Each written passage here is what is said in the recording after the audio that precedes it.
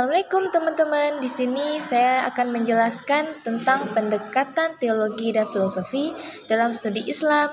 Jangan lupa disimak sampai habis ya teman-teman. Pertama, yaitu pengertian teologi dan filosofi secara etimologis. Teologi berasal dari dua kata, yaitu theos yang berarti Tuhan dan logos yang berarti ilmu. Jadi, teologi adalah ilmu tentang Tuhan atau ketuhanan. Secara terminologi, teologi adalah ilmu yang membahas tentang Tuhan dan segala sesuatu yang terkait dengannya. Juga membahas hubungan Tuhan dengan manusia dan hubungan manusia dengan Tuhan. Sedangkan filsafat secara bahasa berasal dari bahasa Yunani yaitu philo yang berarti cinta dan filosofia yang berarti kebijaksanaan.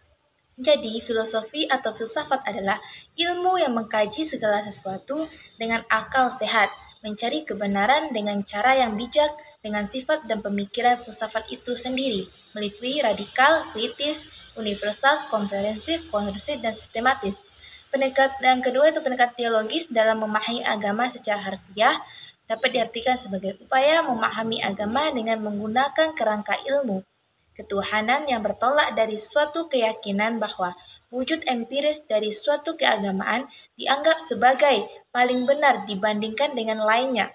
Yang ketiga, pendekatan teologis normatif, di mana pendekatan adalah cara pandang atau paradigma yang terdapat dalam suatu bidang ilmu yang selanjutnya dipakai dalam memperhatikan agama.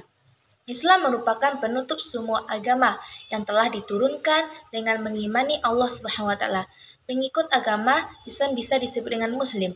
Islam sering dijadikan sebagai kajian Buddha di kalangan Muslim maupun non-Muslim.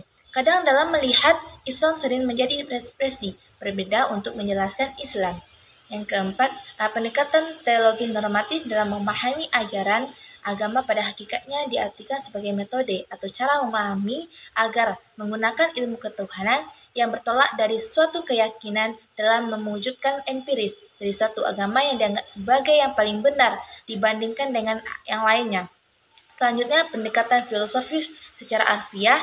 Pendekatan filosofis ini berarti mencari hakikat suatu, berusaha menghubungkan sebab atau akibat serta berusaha menafsirkan pengalaman-pengalaman manusia.